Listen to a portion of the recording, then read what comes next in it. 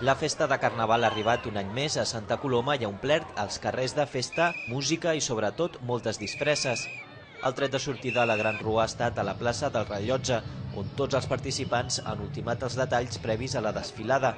Enguany hi han participat 29 comparses, 5 més que l'any passat, i que han representat diferents entitats, esplais, centres d'ensenyament i cases regionals de la ciutat.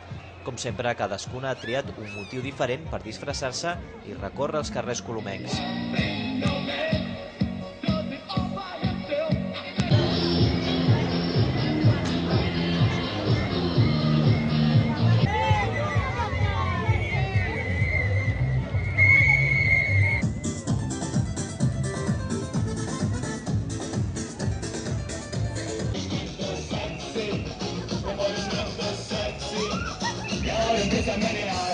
La desfilada ha passat per les principals vies de Santa Coloma fins a arribar a la plaça de la Vila, moment en què les comparses han lluït les seves disfresses amb el ball final.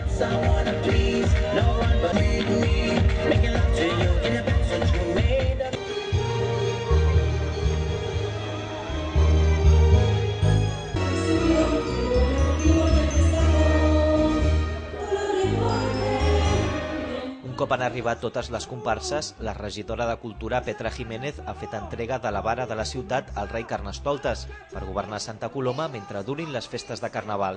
Visca Carnestoltes i visca Santa Coloma! El rei ha fet la lectura del ban i ha esperonat a tots els colomencs i colomenques amb més música i ball. I comencem a ballar i a sentir aquesta sensació que... La festa ha acabat amb l'entrega dels premis a les millors comparses. El guardó a la mesa artística ha estat per l'esplai Bueno i què. L'AMPA Salvat Papaseit ha guanyat el premi a la comparsa més original i l'AMPA Sagrat Cor ha estat reconeguda com la més marxosa de tota la rua de Carnaval d'aquest 2012. Gràcies a la regidora Petra Jiménez.